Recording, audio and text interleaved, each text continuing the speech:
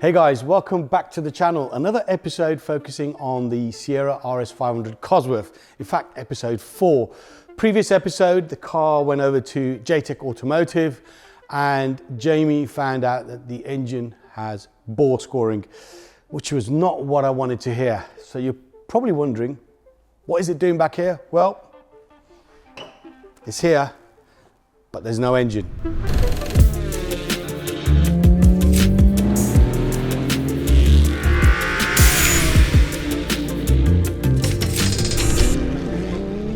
So as you can see, the car is back here, but there's no engine in the car. And the reason for that is in the previous episode, Jamie highlighted that the engine had bore scoring, and after further investigation and after removing the engine out of the car, he's found other issues. Now, rather than keep the car at J-Tech Automotive, I thought it prudent to get it back over here in my storage unit. And while Jamie is doing his magic on the engine, we can rip the interior out, clean the inside of the interior, because Jack from Starner Glass only really gave it a quick detail inside, but I think we need to go a little bit deeper. We can also clean the engine bay. As you can see, the wheels currently on the car are a set of Escort RS Cosworth wheels. The RS500 wheels will be sent off to get refurbished. However, the elephant in the room, the engine. There are problems with the engine. I don't want to sugarcoat it, and Jamie doesn't want to neither. So in today's episode, we're going to head back over to J-Tech Automotive, and we're going to get to the bottom of all the problems and all the concerns with the RS500 and its engine. Let's get over to Jamie's.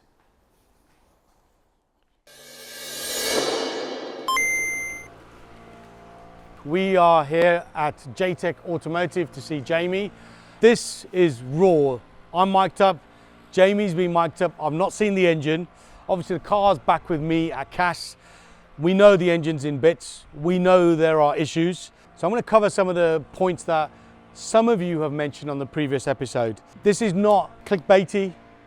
This is not Netflix. This is real life. Had I known this car needed an engine rebuild, I would have walked away. The reason being is I've got too much other stuff going on, and I just don't have the time or the headspace for another big project. And I did not anticipate this. The problem now is I'm in it and I'm thick into it. So I can't go backwards. I've got to go forwards. Obviously, you've seen the episodes. You know what the engine's like. I've just got to run with it. As regards to some of the other names that you've mentioned in the industry, Paul Linfoot, PJ Motorsport, those guys are amazing. And I know they're amazing, but I've worked with Jamie at J-Tech Automotive for years. His work is second to none. And when you've got that relationship and connection with somebody, be it a painter, be it a mechanic, be it a body shop, whatever it is, you roll with it. And they do a lot of race engines, and you'll see a race car inside his workshop. So that's why I'm going with Jamie from J-Tech Automotive. So yeah, guys, let's go inside. It's horrible weather. We are in December. Let's grab Jamie and let's have a look at this engine.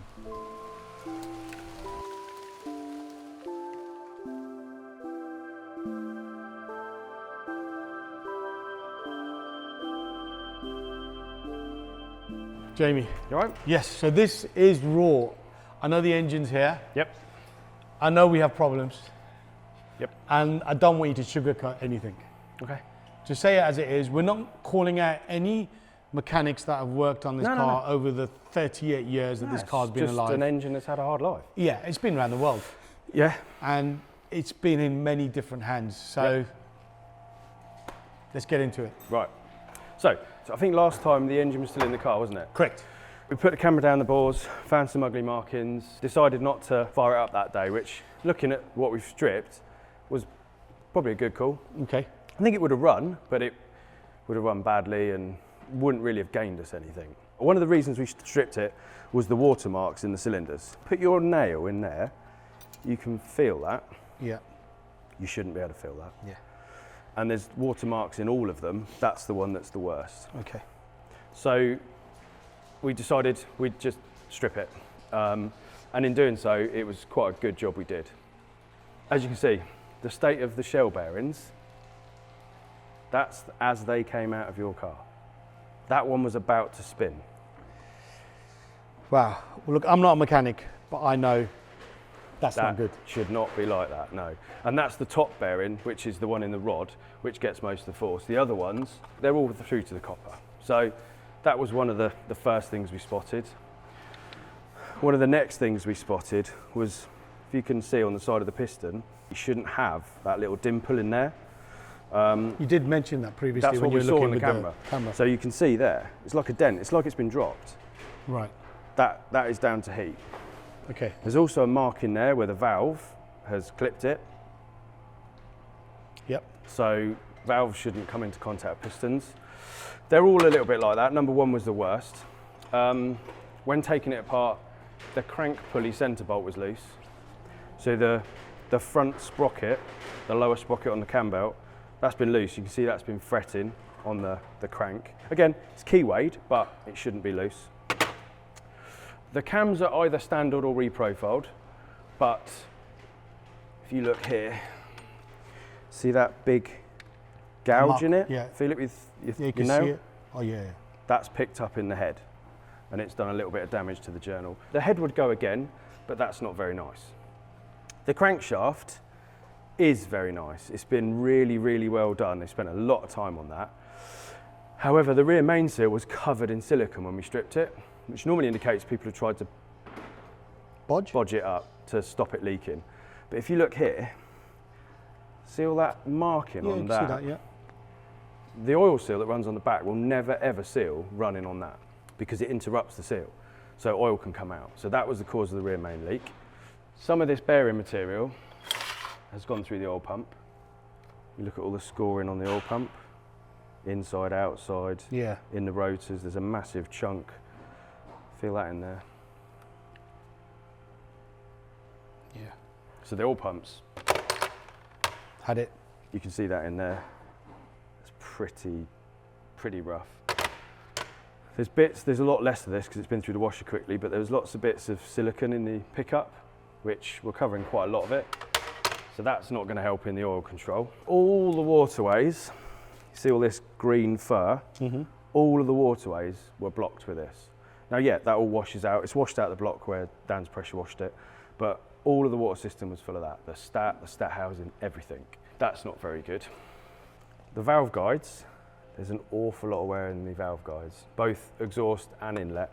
Now, you'd expect a little bit. It's an old car, but you wouldn't expect as much as you've got here. And the head standard, it's not been ported. There is a lot of corrosion on the head face. These were all blocked up again. Even the holes into the head were blocked. We actually had to put a screwdriver in them. This would need some welding to be remedied. Right. Repaired, sorry. But also the cylinder head. You can see there, see the head has had a massive weld repair. Wow. On the side of it. Not entirely sure why, but it's just something we noticed. The journals, as I said, the cam has picked up in the journals. The valve springs are single valve springs. Some of the seats and pedestals were damaged, bent and buckled. All the stem seals were tired. Yeah, it was in a real sorry state, unfortunately. I don't think there's anything positive, really, about this engine, is there? It's so negative. Everything needs refurbishing, replacing. You know, as I said earlier, 38-year-old car in different mechanics' hands. You know, these yeah, I mean, when was the engine built? Because this mark in there is the receipt you've got, and also that's in mid-90s. the front of the block has got the reg. So that's definitely the bottom end. Okay. I can't confirm whether that head was the original. The other thing was when Dan stripped it, there were teeth from the cam belt, or from a sheared cam belt in the bottom of the pulley cover. So it could have had a cam belt let go, caused the damage on the top of the pistons, and someone's just put another head on it to get it going. Possible? I don't know, can't confirm it. So we don't know if that's the head We don't. from this RS500. No. I'd be surprised. I would have thought it would have had double valve springs in it if it was for an engine of that sort of power. But again, can't confirm. It's a lot of history, a lot of owners, a lot of fun has been had in the car, and they're built to be used. Well, it's not a trailer queen. No. And if it was a trailer queen, it wouldn't be here. It wouldn't be stripped. We know the cars had, maybe saying hard life is the wrong word, but when it's 500 brake, you want to use that power. Yeah, they all get built to be used, don't they? So yeah, it has been used. That's quite clear. It's just unfortunate that it's probably not being maintained as I would like my cars maintained, but not everyone. Not everyone does, Yeah. and some people might have owned it and not been mechanically minded at all. Just thrashed it and not let it warm up, not change the oil regularly, not do the cam belt maybe when it needed it. It's probably had a lot of owners and a lot of life in that period. In terms of where we're at, this is far from where I want it to be, and this is totally detached from where you thought the engine would be. Yeah, we thought you'd have it back by now and running. In fairness, we thought we would just be able to get it going, free the brakes off, do a few bits and bobs and have it MOT'd and back to you. But as you can see, the pictures don't lie. The componentry that we stripped tells a story. And even if it had started and run, I think it would have run hot because the coolant system had leaks and it was full of sludge. I think we would have had oil pressure issues or some noises looking at the bearings. You'd have probably had to do a fair amount of remedial anyway to it, even if it ran. And then when you started thrashing it, it wouldn't have lasted. I can see this is probably the worst scenario that I would have envisaged, to be fair. And if I'd known it was going to go down this road, I would have walked away from the car. Yeah. But then, even if I'd taken you with me, Jamie, let's go and inspect this car. I wouldn't have known. You wouldn't have known. I possibly could have taken the plugs out and put a camera down the bore. Yeah. We do that on some cars we inspect, but you still couldn't. You'd still be like, yeah, there's some marks in the bores. As you know, a lot of 911s have bore scoring issues and stuff, so it's one of the things you check. That still wouldn't have told us the story of the bearing material, the oil the water galleries. Yeah, there's a lot that you just wouldn't have been able to know unless the car was running. And even then, it probably would have run, just not very well or for very long. That is the problem when you buy a car blind. It's not easy. We have three options. Yep. In my head. Option one is I call it a day. Move it on. And I move it on. Yep. I've never done that before. I think this car deserves better than that. And I wouldn't want to end the story on this car by saying, okay, guys, I've failed. Yeah. I've given up. Well, you haven't failed, but... Well, I failed because in my head I wanted to sort of... Rescue it and rebuild and get it back to, you know, the front cover of Performance Ford 2001, 521 brake horsepower. We're far removed and detached from that now. About you know, 21 horsepower. Yeah, well, we're not even at 21 horsepower. I think that race to 500 brake horsepower is done. You're not bothered? I'm not bothered because for me to get there now, not only are we talking engine rebuild, we don't know what the turbo is like. We haven't even covered the ECU. If you were going, if you go down the route of a rebuild, there is no way we would recommend or let you fit an old turbo that's not serviced and rebuilt, fit the old oil cooler. You've got to go through everything. Option two, we rebuild this. To a lesser tune. To a lesser tune, and we get into it, and we'll have to have a discussion about money and costs because it's probably a little bit different to what we spoke about a few weeks ago. Yeah, now we know. Now we know where we're at. How the land lies. Yeah. Option three, I try and get hold of an RS500 engine. Yep. Which is in a better condition than this. Maybe that's been rebuilt. Yep. Or had some work done on it, and we use that as the gummings, the heartbeat of my RS500, because ultimately every RS500 doesn't have the engine that the three-door Cosy left forward with, because they're all changed at Tickford.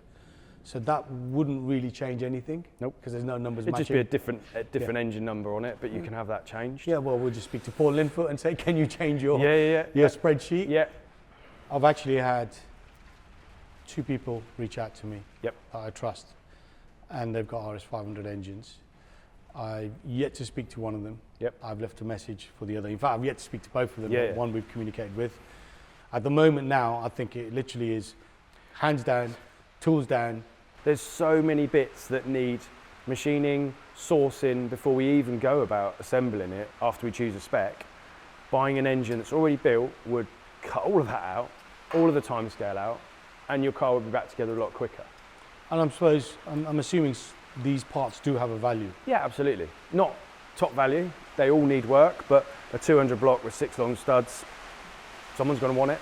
The crankshaft with a little bit of remedial is a nice usable crank that's not gone too far. I mean, it needs some polishing, but it's not by any means shot.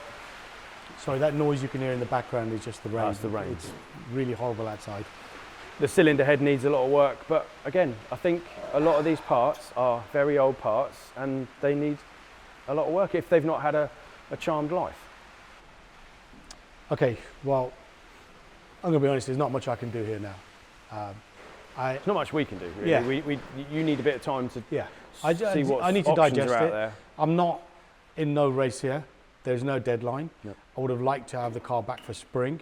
I think I could still do that. You know, if I get hold of an RS500, I believe that's definitely on the cards. Oh, you could have this back by spring, but we've got to go some on it and spend a lot of money with machinists and companies sourcing parts and bits and bobs to then be able to assemble it. Okay, so anyone watching out there, if they know of an RS500 engine, Or want a project. No, I'm joking. No. The car's not for sale. Please don't DM me. If anyone knows of an RS500 that isn't as far gone as this, in better condition, drop me a DM on Instagram or just drop a comment below and I'll communicate with you. Do you think I'm doing the right thing? Or do you think I should just get this rebuilt? It'll be a pretty penny getting this rebuilt. The labour's not horrendous. It's the cost of the bits, the amount of bits. So each bit's not that costly, but when you put them all together, they are costly. Is everything available? There's a lot of bits still available for these. The most amount of work would be in making the cylinder head nice. Okay, so look, I think we're just going to end this episode here. As I've said, if anyone knows of an engine, just drop me a DM. I'm going to take some time to reflect and decide which direction I go. The next episode, whenever that drops, we'll know what we're doing. Yep. So it might not be for a few weeks now. In between, there's going to be a couple of episodes. I'm picking up my new 992.2 GT3 next week, so I think we'll shoot an episode on that and just to lift me up. Yep. And then we'll come back to the RS500 at some point. For the time being, we're just going to leave it as it is. Yeah. If you just park this into a corner. Not a problem. Yeah. Not a problem. Guys, thanks for watching. Jamie's details, as always, on the screen and in the description below. Make sure you give him some love. And I hope some of you are feeling my pain because this is painful. This is not clickbait. This is not Netflix. This is real. And it's going to cost me a pretty penny, but I want to get it done and I want it done properly. Thanks for watching. Make sure you hit the subscribe button. Make sure you hit the like button and make sure you give Jamie a follow. Cheers, guys.